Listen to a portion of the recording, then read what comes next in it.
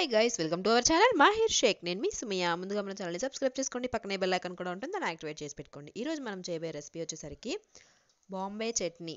అదేనండి, పూరీ కర్రీ అని కూడా అంటారు దాన్ని.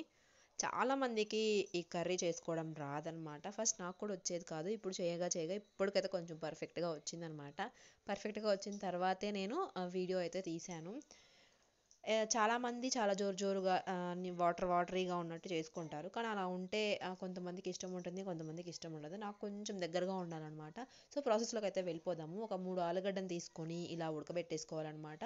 మెత్తగా ఉడికిపోతే సరిపోతుంది. ఇలా పీల్ తీసేసుకోవాలి. దాని మీద తొక్క ఏదైతే ఉందో దాన్ని సపరేట్ చేసేసుకోవాలి. ఇలా తీసుకున్న తర్వాత దాన్ని మెత్తగా స్మాష్ అయితే చేయాల్సిన పని లేదు. ఆటోమేటిక్గా కర్రీ చేసేటప్పుడు అదే స్మాష్ అయిపోతుంది. ఒక 2 నుంచి 3 వరకు ఉల్లిపాయలను అయితే కట్ చేసి పెట్టుకున్నాను. మీకు దీంట్లో ఏమైనా కావాలి, క్యారెట్, బీన్స్, మళ్ళీ బఠానీ, ఈ మూడిట్లో ఏదన్నా కావాలి అన్నా కానీ వేసుకోవచ్చు అనమాట. టమాటో మాత్రం అస్సలు వేయొద్దు, అసలు బాగోదు. సో ఇప్పుడు వాటిని పీల్ చేసి పక్కన పెట్టేసుకున్నాను. తర్వాత ఉల్లిపాయల ముక్కల్ని కట్ చేసి పెట్టుకున్నాను అనమాట. సో ఇప్పుడైతే కడాయి అయితే పెట్టేశాను. అందులో నూనె పోసేసి హీట్ ఎక్కిపోయిన తర్వాత పోపు గింజలు అయితే వేస్తున్నాను అనమాట. ఆవాలు, జీలకర్ర, పచ్చిపప్పు, మినపప్పు, ఈ 4 వేసేసాను. చాలామంది చేసే తప్పు ఏంటంటే పోపు వేసేటప్పుడు ఉల్లిపాయలంతా ఫ్రై అయిపోయిన తర్వాత అప్పుడు లాస్ట్లో కరివేపాకు వేస్తారు. కానీ అలా చేయొద్దు. ఎందుకంటే లాస్ట్లో వేసేటప్పుడు కరివేపాకు అసలు ఫ్రై అవ్వదు, పచ్చి పచ్చిగా ఉంటుంది. అందుకోసమే చిన్నపిల్లలు తినడానికి అవాయిడ్ చేస్తూ ఉంటారు. అదే మనము నూనె కాగిన తర్వాత పోపు గింజలు వేగిన తర్వాత కనుక కరివేపాకు వేసుకున్నట్టయితే అదేమవుతుందంటే బాగా ఫ్రై అవుతుంది.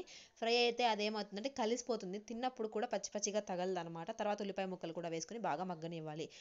ఉల్లిపాయ ముక్కలు కూడా మగ్గిపోయిన తర్వాత ఈ క్లిప్ కొంచెం షేక్ అవుతూ ఉంటుంది, ఏమనుకోకుండా చూడండి. ఎందుకంటే మా పాప చేతిలో ఉందన్నమాట. అదే చేతితో నేను ఫోన్ అయితే పట్టుకొని తీస్తున్నాను. సో కొంచెం షేక్ అవుతుంది, ఏమనుకోవద్దు.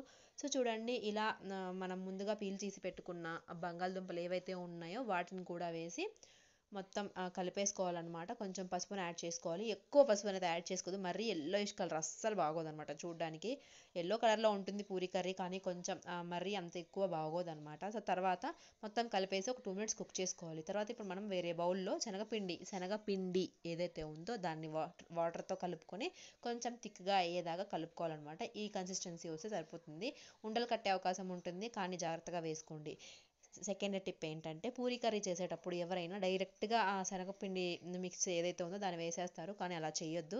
కొంచెం వాటర్ యాడ్ చేసుకోండి ఫస్ట్ కడాయిలో. కొంచెం వాటర్ యాడ్ చేసుకున్న తర్వాత మాత్రమే శనగపిండిని యాడ్ చేసుకున్నట్టయితే అస్సలు ఉండకట్టదనమాట. ఉండలు కట్టకుండా వస్తుంది. వేసిన వెంటనే ఉండకట్టిపోతుంది. కొంతమందికి గడ్డలుగా వస్తుందన్నమాట. అలా రాకుండా ఉండాలంటే ఈ టిప్ అయితే ఫాలో అవ్వండి. సో చూడండి, Puri curry just 2 minutes cook చేసుకున్నట్టయితే శనగపిండి మిక్స్ వేసుకున్న తర్వాత 2 మినిట్స్ కుక్ చేసుకున్నట్టయితే సరిపోతుంది అనమాట. సో చూసారు కదా, ఈ వీడియో ఎంత ఈజీగా, ఎంత పర్ఫెక్ట్గా బాంబే చట్నీని చేయొచ్చు. సో మీకు గనక ఇంట్రెస్టింగ్ వీడియోస్ ఏమైనా కావాలంటే కామెంట్ బాక్స్లో మెన్షన్ చేయండి. కొత్తగా మన ఛానల్ చూస్తున్న వాళ్ళైతే సబ్స్క్రైబ్ చేసుకోండి. లైక్ చేయండి, షేర్ చేయండి, సబ్స్క్రైబ్ చేయండి. Thank you so much for watching guys. Don't forget to subscribe. Thank you.